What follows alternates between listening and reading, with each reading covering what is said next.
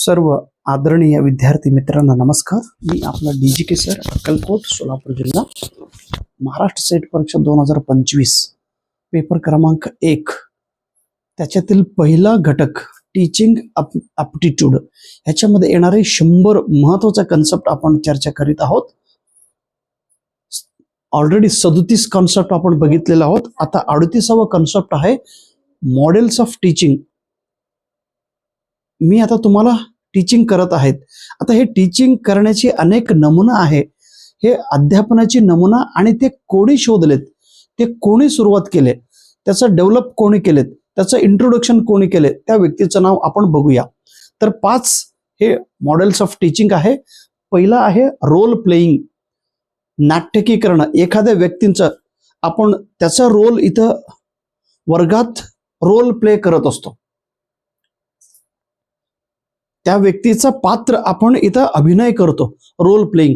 हा role playing model of teaching कोणी develop केलं तर फॅनी शाफ्टेल यांनी. त्याच्यानंतर ग्रुप इन्व्हेस्टिगेशन. ग्रुप 4-5 विद्यार्थ्यांचे एक ग्रुप करून त्या ग्रुपने एक कन्सेप्टचा इन्व्हेस्टिगेशन केला पाहिजे. एक विषयाबद्दल शोध करून त्याचं उत्तर शोधला पाहिजे. ग्रुप इन्व्हेस्टिगेशन हा मॉडेल जॉन ड्यूई यांनी सांगितलेले आहेत. त्याच्यानंतर पॉझिटिव्ह इंटरडिपेंडन्स. पॉझिटिव्ह सकारात्मक एकमेकावर अवलंबून राहणे. आता मी आणि तुम्ही हे बघा, वर्गात शिक्षक आणि विद्यार्थी हे एकमेकावर अवलंबून असतो.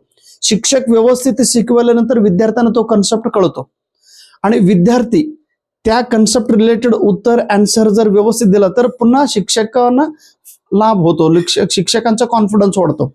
जे शिक्षक आणि विद्यार्थी एकमेकावर डिपेंडन्स. आता मी आणि तुम्ही व्यवस्थित माझा व्हिडिओ व्यवस्थित पाहिल्यानंतर तुम्हाला माझा कन्सेप्ट व्यवस्थित कळत असेल तर तुमचा कॉन्फिडन्स वाढतो आणि तुमचा कॉन्फिडन्स वाढल्यानंतर तुम्ही माझ्यावर विश्वास ठेवून माझं पुस्तक तुम्ही घेणार आणि माझं पुस्तक घेतल्यामुळं माझ्याकडनं एक पुस्तक तुम्हाला मी देणार. मग तुम्हाला पुस्तक दिलं तर तुमच्याकडनं एक 4 पैसे मला मिळणार आणि माझ्या पुस्तकातून तुम्हाला रिझल्ट मिळणार. एकमेकावर डिपेंड, पॉझिटिव्ह इंटरडिपेंडन्स. हे कोणी सुरू केलेत? हे 2 भाऊ आणि 1 बहीण, डेव्हिड जॉन्सन, रॉजर जॉन्सन आणि एडी जॉन्सन होलुबेक. हे 3 मिळून पॉझिटिव्ह इंटरडिपेंडन्सचा शोध केलेला आहे. त्याच्यानंतर स्ट्रक्चर्ड इन्क्वायरी. इन्क्वायरी म्हणजे चौकशी करणे. चौकशी कसं? क्रमबद्ध रीतीने, स्टेप बाय स्टेप, एका स्ट्रक्चर मध्ये, एका लाईन मध्ये. आपण स्ट्रक्चर म्हणजे काय माहितीये का? एका तालबद्ध रीतीने आपल्याला चौकशी करायचंय. हे एक मेथड ऑफ, हे एक मॉडेल ऑफ टीचिंग आहे. ह्याचा शोध लावला रॉबर्ट स्लॅविन यांनी. त्याच्यानंतर ज्युरिस प्रुडेन्शियल इन्क्वायरी. हे दोघे मिळून शोध लावलेले आहेत, त्याचं डेव्हलप केलेलं डोनाल्ड ओलिव्हर आणि जेम्स शावर यांनी. 39वा कन्सेप्ट आहे लर्नर सेंटर्ड टीचिंग मेथड. विद्यार्थी केंद्रित अध्यापन पद्धती. त्याच्यामध्ये आहे ऍक्टिव्ह लर्निंग.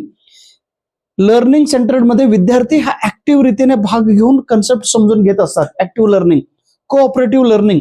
विद्यार्थी एकमेकाशी सहकार्य देऊन तो कन्सेप्ट समजून घेत असतात. आणि तिसरा आहे इंडक्टिव्ह टीचिंग मेथड. हे तिन्ही learning centred of teaching methods मध्ये येत असतात.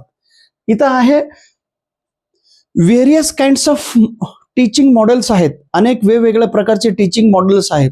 तर हे प्रत्येक टीचिंग मॉडेल्स कशाला आणि कोणत्या घटकाला मदत करत असतो तर आपलं थिंकिंग कॅपॅसिटी डेव्हलपमेंट करीत असतात. Various kinds of thinkings are enhanced by particular model of teaching.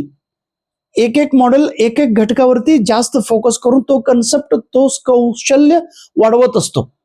तर इथं एक मॉडेल्स आहे कन्सेप्ट फॉर्मेशन मॉडेल. एक संकल्पना तयार करणारी नमुना. It trains to solve problems inductively. तर इथं कन्सेप्ट फॉर्मेशन स्टेज मध्ये 4 स्टेजेस आहेत, 4 टप्पे आहेत. 4 टप्पे पूर्ण केल्यानंतर एक कन्सेप्ट क्लिअरपणे आपल्याला समजतो.